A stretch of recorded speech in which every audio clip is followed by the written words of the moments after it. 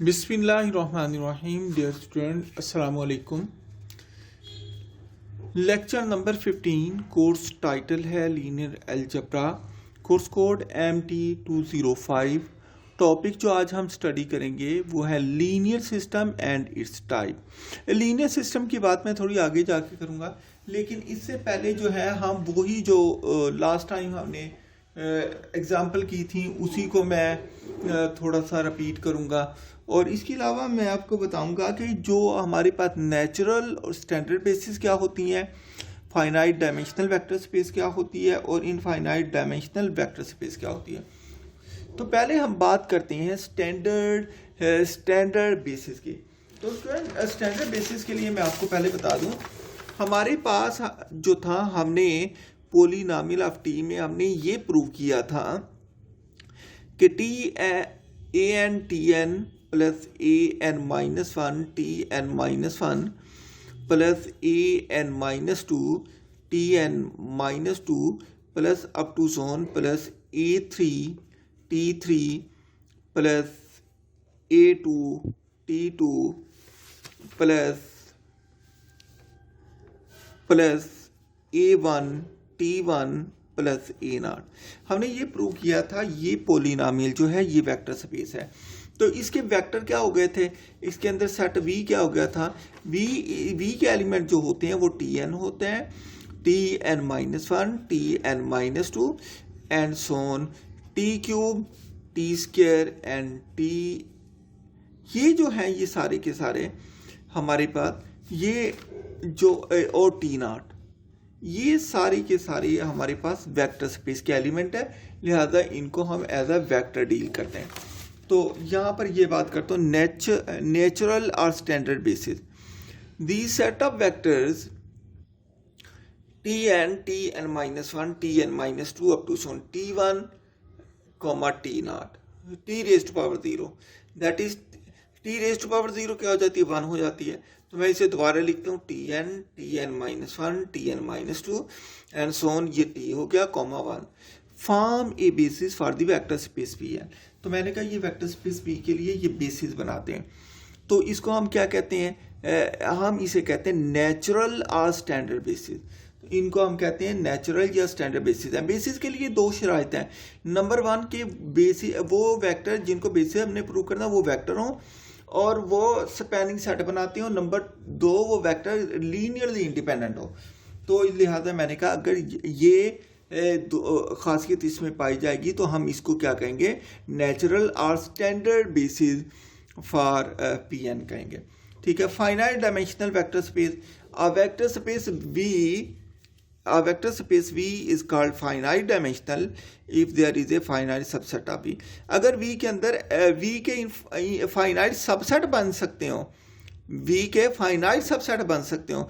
Subset आपने V के बनाने हैं ना, तो आपको पता है कि आपके पास उसका V का फार्मूला, सबसेट बनाने का फार्मूला क्या होता है, 2 रेज़ टू पावर n होता है।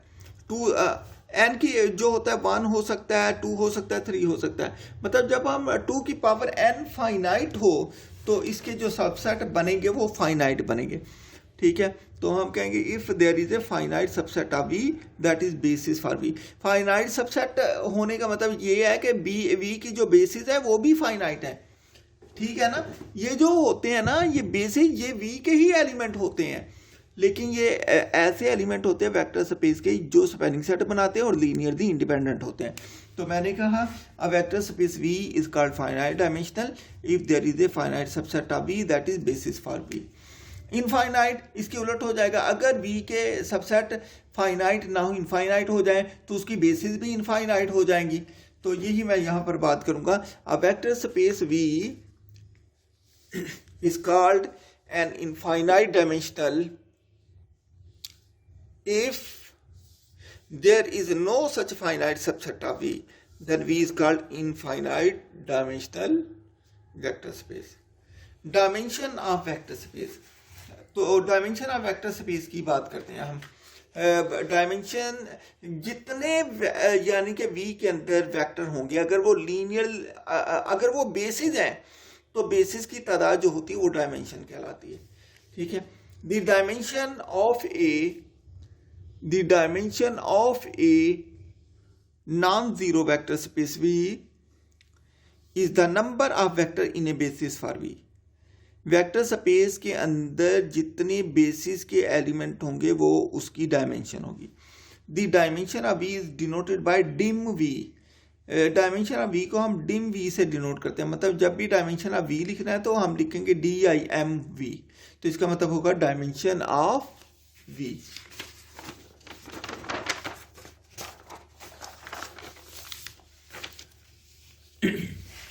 नेक्स्ट है जी, मैंने कहा अगर मेरे पास वेक्टर स्पेस का सेट जो है वो इस तरीके का आ जाए, 0 आ जाए, तो ये तो लीनियरली डिपेंडेंट हो जाएगा।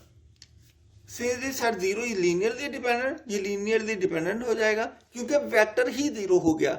मैंने आपको पहले भी बता चुका हूँ, बेशक 1,00,000 वेक्टर हों, उन 1,00,000 में से एक वेक्टर भी 0 हो गया तो वो सारा सिस्टम लीनियरली डिपेंडेंट हो जाएगा। ठीक है, तो लिहाजा वेक्टर कभी भी 0 नहीं होते, अगर कभी 0 हो तो वो लीनियरली डिपेंडेंट हो जाते हैं। It is natural to say that the vector space 0 has dimension 0। क्योंकि ये लीनियरली डिपेंडेंट हो गया और इसका वेक्टर 0 है, तो हम कहेंगे इस वेक्टर स्पेस की डायमेंशन जो है वो भी 0 है। नेक्स्ट थ्योरम है जी, if S is equal to V1 V2 V3 up to so on Vn is a basis for a vector space V, then every vector in V can be written in one and only one way as a linear combination of the vectors in S। देखें, जब भी theorem हो उसके अंदर 2-3 point होते हैं, उन 2-3 point को आप समझें और आप देखें आपने प्रूव क्या करना है। हम उसने कहा कि ये हमारे पास बेसिस वेक्टर हैं। पहली बात, ये हमारे पास S के अंदर जो एलिमेंट है, S के जो एलिमेंट हैं ये सारे की सारी बेसिस हैं। बेसिस कहने से ये बात तय हो गई कि वो स्पैनिंग सेट भी बनाते हैं और वो लीनियरली इंडिपेंडेंट भी हैं, ये बात यहाँ तक। दूसरी, उसने कहा then every vector in V can be written in one and only one way as the linear combination of the vector in S। तो कहते हैं अगर ऐसा हो गया तो V के किसी भी वेक्टर का लीनियर कम्बिनेशन सिर्फ एक ही तरीके से लिखा जा सकता है, उसको 2 तरीके से नहीं लिखा जा सकता। तो इसका मतलब ये है, यहां से मैंने प्रूव ये करूंगा, इसके मैं मुखालिफ कर दूंगा।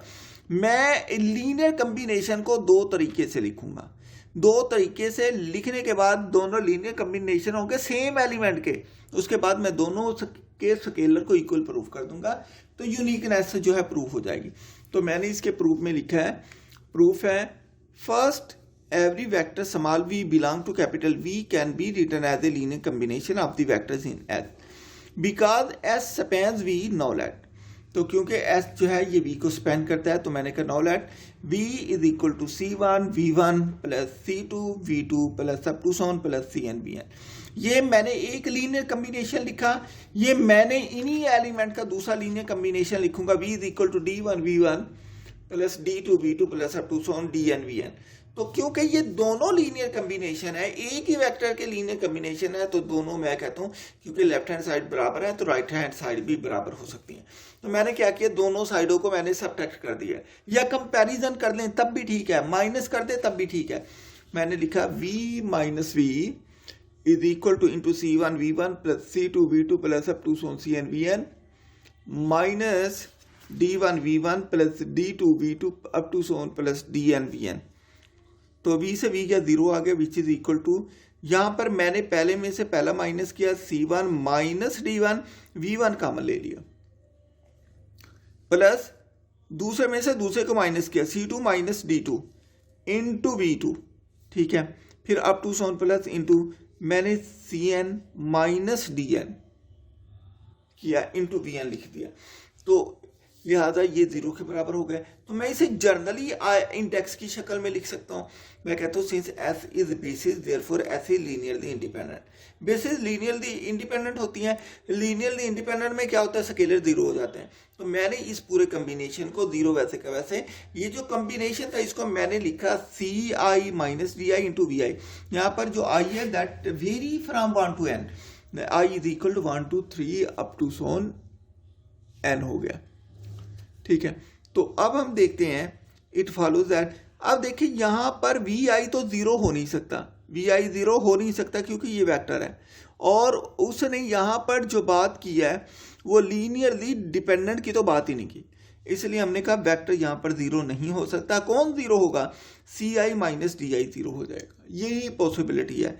तो यहाँ पर आई जो है ये 1 से n तक वेरी करता है। बजाय इसके कि मैं I is equal to 1 2 3 up to so n लिखूँ या ऐसे शार्ट लिख दूँ 1 is less or equal to I is less or equal to n, मतलब I vary from 1 to n।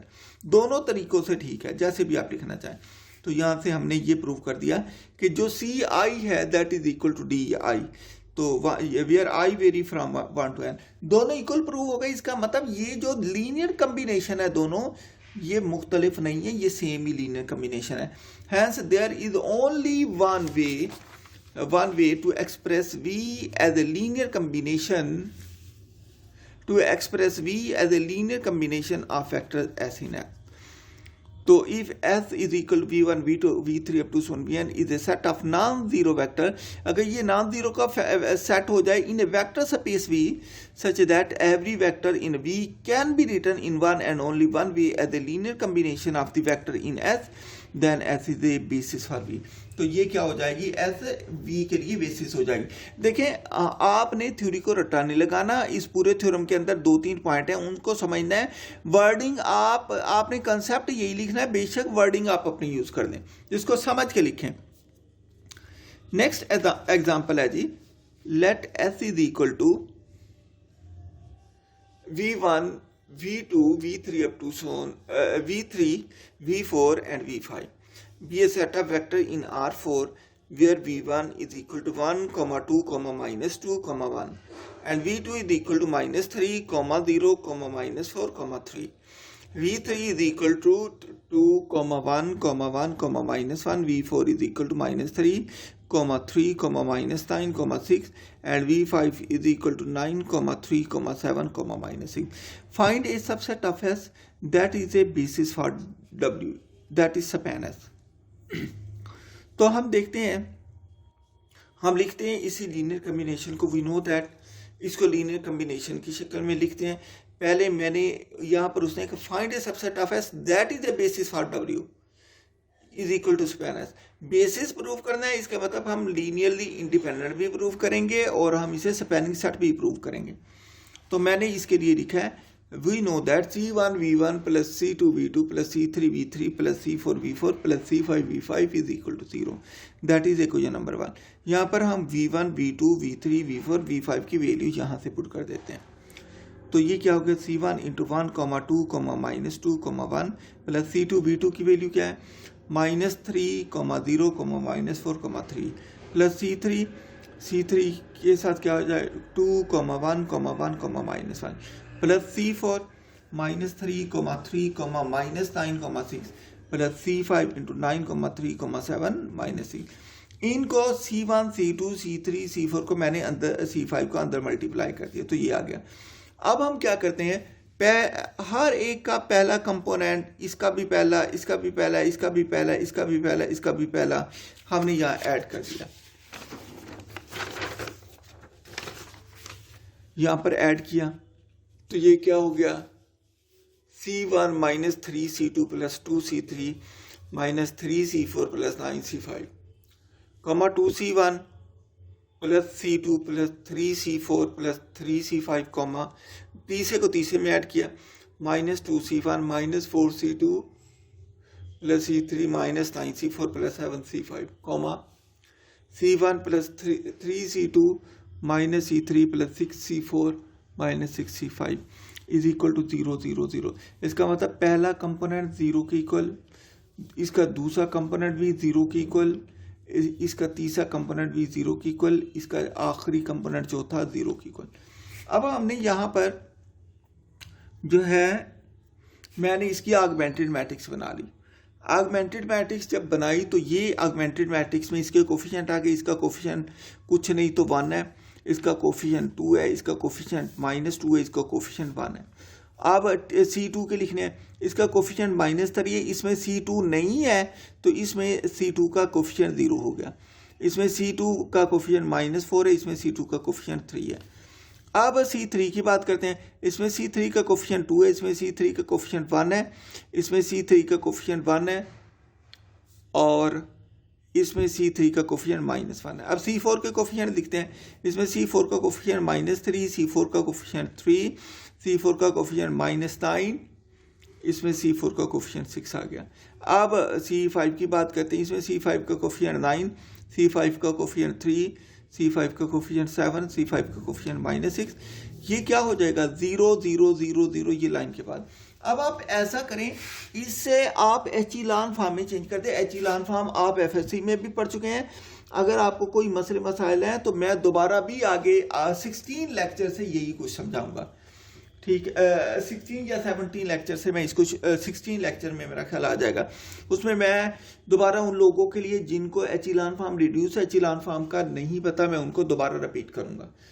तो इसमें एचिलान फॉर्म में क्या होता है, सबसे पहले एलिमेंट को, डायगोनल के एलिमेंट को 1 बनाना है और उनके नीचे 0 बनाना है। डायगोनल का पहला एलिमेंट 1 बनाऊंगा, उसके नीचे 0 बनाऊंगा। लिहाजा पहला एलिमेंट ऑलरेडी 1 है, तो अब दूसरे में 0 बनाने के लिए मैं क्या करूंगा, दूसरे में 0 बनाने के लिए मैं ये प्रोसेस करूंगा कि R1 को यहाँ पर साइन -2, यहाँ पर R2, ठीक है, R2 में ऐड कर दूंगा। ये काम करेंगे। एक मैं आपको करके दिखा भी देता हूँ, या आपको एक आइडिया हो जाएगा। देखिए मैंने जो यहाँ पर रिलेशन लिखा है कि R2 प्लस -2R1, तो आप पहले R1 लिखिए, एंड से लिखना स्टार्ट करें। R1 के 1 -3 2 -3 9 एंड 0, ये पहली रो लिख ली। इसे मल्टीप्लाई करें -2, ये -2 6 -4 6 -18 एंड 0। इसको ऐड कर दें R2 में, जिसमें ऐड करेंगे उसी की जगह लिखी जाएगी।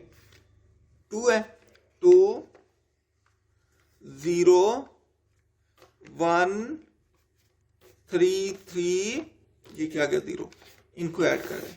ये 0 आ गया, ये 6 आ गया, ये -3 आ गया, ये 9 आ गया, -15, ये 0।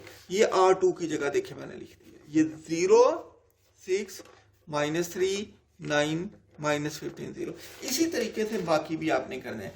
देखिए यहाँ पर 2 है तो यहाँ पर -2 लिखा गया, यहाँ पर -2 है तो यहाँ पर 2, साइन अपोजिट आएगा। यहाँ पर 1 है तो यहाँ पर -1। इसके बाद हमने पहले को 1 बनाने के बाद सबको मैंने नीचे 0 बना दिया। अब मेरा अगला पर्पज ये है कि मैं दूसरी रो में जो एलिमेंट है इसको मैं 1 बनाऊं। दूसरी रो का दूसरा एलिमेंट 1 बनाना है। इसको 1 बनाने के लिए मैंने क्या किया, मैंने अपनी आसानी के लिए ऐसा किया है कि मैंने रो 2 और 3 को मैंने इंटरचेंज कर दिया। रो 2 की जगह रो 3 आ गई, रो 3 की जगह रो 2 चली गई। तो ये रो 3 पहले लिखी गई और रो 2 ये बाद में आ गई। ये रो 4 वैसे की वैसे। अब मैंने क्या किया, अब मैंने इसको 10 पर -10 पर डिवाइड कर दिया। -10 पर हर एक को डिवाइड करेंगे, ये तो 1 हो गया। 10 -10 पे डिवाइड किया, -1/2 आ गया। -10 पे डिवाइड किया, 3/2 आ गया। -10 पे डिवाइड किया, -5/2 और ये 0 आ गया। अब हम इस 1 को इस्तेमाल करेंगे। इस 1 को इस्तेमाल करने के बाद इसके नीचे वैसे 0 बनाएंगे जैसे मैंने ऊपर प्रोसेस किया। तो हम देखते हैं यहाँ पर कि ये करने के बाद मैंने देखा कि जब मैंने इनको 0 0 किया तो नीचे वाली दोनों रोज ही 0 हो गई। ये काम करने के बाद अब हमारे पास, हमने कहा कि ये आगे हम मजीद कुछ नहीं कर सकते, क्योंकि मैंने तीसरा एलिमेंट 1 बनाना था, लेकिन वो 0 हो गया तो वो 1 हो ही नहीं सकता। इसलिए मैंने ये प्रोसेस खत्म किया और मैं कहता हूँ leading ones appear in column 1 and column 2। मैंने कहा जो 1 अपीयर हो रहे हैं वो कॉलम 1 में है और कॉलम 2 में, इसके अलावा 1 कहीं नहीं है। तो इसका मतलब जो कॉलम 1 और कॉलम 2 के वेक्टर है ये बेसिस हो जाएंगे। सो इसके अंदर क्या यूज किया था कॉलम 1 और इसमें v1 और v2 यूज किया था। Is a basis for w is equal to span. ठीक है, ये बेसिस हो गई, इस यहीं से पता चल गया। ठीक है, नेक्स्ट थ्योरम है जी, if s is equal to v1 v2 v3 up to vn is a basis for a vector space v and t is equal to w1 w2 up to wn is a linear independent set of vector in v then k is less or equal to n। तो देखिए आप बात को पहले समझो। वो कहते हैं ये जो हमारे पास सेट एस है, ये जो है ये बेसिस है वेक्टर स्पेस वी के लिए। तो वो कहता है जो टी है W1 W2 up to Son WK, ये इसी का तकरीबन इसी से लिया गया है। तो is a linear independent set of vector. तो उसने कहा अगर हम टी ले लें, टी क्या ये आगे चल के मैं आपको बताता हूँ। तो मैंने कहा टी ले लें, टी में क्या किया मैंने, v को W1 से रिप्लेस कर दिया, v2 को W2 से, v3 को W3 से, एंड सो ऑन WK से रिप्लेस कर दिया।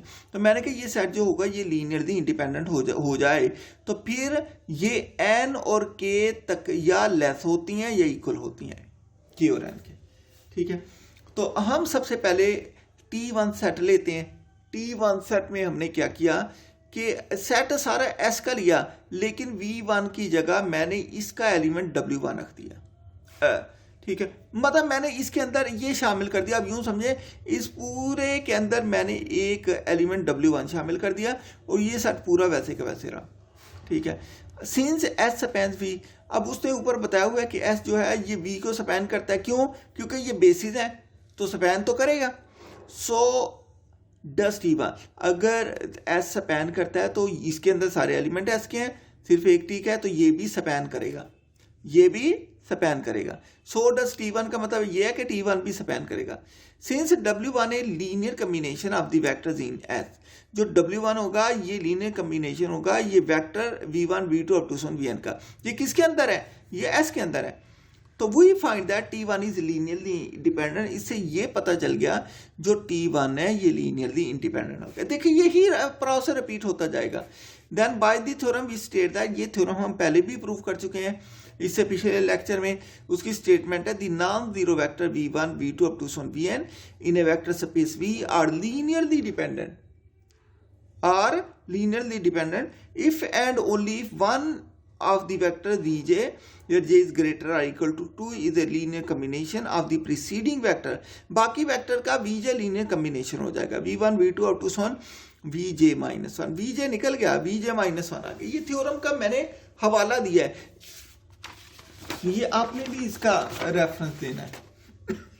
अब मैं क्या करता हूं, मैंने कहा हम ऐसा करते हैं, delete the particular vector Vj। वो जो लीनियरली डिपेंडेंट बनता है मैं उसको डिलीट कर देता हूं, वो जो लीनियरली डिपेंडेंट बनता है मैं उसको डिलीट कर देता हूं। Delete that particular vector Vj। अब क्या हो गया, Vj को डिलीट कर दिया, बाकी क्या बचा, note that S1 spans V। तो मैंने कहा S1 V को स्पैन करेगा। अब हम कहते हैं नेक्स्ट लेट T2। अब मैंने T2 के अंदर एक और वेक्टर ऐड कर दिया। पहले क्या था, पहले ऐड किया था W1, अब इसके अंदर एक और वेक्टर ऐड कर दिया W2 भी और W1। ठीक है, अब देखिए यहां से मैंने ये Vj माइनस 1 और Vj प्लस 1 इसलिए लिख के दिखाया ताकि आपको पता चले कि Vj को मैं निकाल चुका हूं, Vj को मैं निकाल चुका हूं अप टू सोन Vn। तो मैंने कहा then T2 is linearly dependent and some vector in T2 is a linear combination of the preceding vector T2। तो मैंने कहा T2 लीनियरली डिपेंडेंट होगा अगर इसके अंदर कोई ऐसा वेक्टर आ जाए, अगर इसके अंदर कोई वेक्टर आ जाए जो कि 0 हो जाए। ठीक है, and some vector T2 is a linear combination of the preceding vector। तो वो कहता है ये लीनियरली डिपेंडेंट हो जाएगा अगर and some vector in T2 is a linear combination, अगर T2 के अंदर कोई ऐसा वेक्टर हो जाए जिससे लीनियर कम्बिनेशन में लिखा जा सके बाकी प्रीसीडिंग वेक्टर्स की। ठीक है, पहले हमने क्या कहा था, Vj को लीनियर कम्बिनेशन में लिखा जा सकता है। अब मैंने T2 की बात किया तो मैंने कहा इसके अंदर अगर कोई ऐसा एलिमेंट आ जाए जिसे लीनियर कम्बिनेशन में लिखा जा सके बाकी वेक्टर की, तो T2 भी लीनियरली डिपेंडेंट हो जाएगा। अब क्या करेंगे, हम कहेंगे कि since T is linearly independent, T तो लीनियरली इंडिपेंडेंट है, this vector can not be W1। लेकिन ये W1 नहीं हो सकता क्योंकि W1 उसमें नहीं था, सारे लीनियर इंडिपेंडेंट बचे थे जिसके अंदर W1 शामिल था। जो लीनियरली डिपेंडेंट था वो Vj था जिसको हमने निकाल दिया। ठीक है, तो हमने लिखा since T is linearly independent this vector can not be W1 so it is Vi। तो मैं कह देता हूं कि इसके अंदर एक वेक्टर Vi है। जबकि I is not equal to जे। आई जे के बराबर क्यों नहीं, क्योंकि जे वाले को हम निकाल चुके हैं। तो यही काम हम ऐसे करेंगे, हम एक वेक्टर लेंगे, उसको चेक करेंगे T2 का क्या उसको बाकी के लीनियर कम्बिनेशन की फॉर्म में लिख सकते हैं कि नहीं। अगर लीनियर कम्बिनेशन फॉर्म में लिख सकते हैं तो इसका मतलब वो लीनियरली डिपेंडेंट है, उसको निकाल देंगे। एक एक करके सबको निकालते जाएंगे, एलिमिनेट करते जाएंगे। यही मैंने लिखा, repeat this process over and over. इसको बार बार रिपीट करें यहाँ तक कि तमाम वो वेक्टर निकल जाएंगे जो कि लीनियरली डिपेंडेंट है। तो if the v vectors are all eliminated we can run out of w vectors। तो जब हम एक एक करके v के सारे वेक्टर निकालते जाएंगे तो w के वेक्टर ऐड करते जाएंगे, इसमें उतने ही w बढ़ते चले जाएंगे। Subset of t is linearly dependent, ये सारे के सारे लीनियरली डिपेंडेंट है, which implies that t is also linearly dependent. यहाँ से ये पता चला t भी लीनियरली डिपेंडेंट है। Since we have reached a contradiction, तो हमने तो कहा था वो लीनियरली इंडिपेंडेंट है, ये प्रूफ हो रहा है लीनियरली डिपेंडेंट है, तो ये हमारी सपोजिशन की कंट्राडिक्शन हो गई। We conclude that the number k of w vectors must be no greater than the number n of v vectors that is k is less और इक्वल टू n। यहाँ से ये पता चला कि k जो है ये n के बराबर है, ये इससे लेस है। नोट देखें, if s is equal to v1 v2 up to so on vn and t is equal to w1 w2 up to so on wm are basis for the vector space then n is equal to m। यहाँ से ये साबित हो गया, अगर s के vector v1 up to so on vn है, t के vector w1 up to wm है, ये बेसिस हो जाए वेक्टर स्पेस के लिए तो n और m जो होते हैं बराबर हो जाते हैं, मतलब बेसिस भी यूनिक होती है।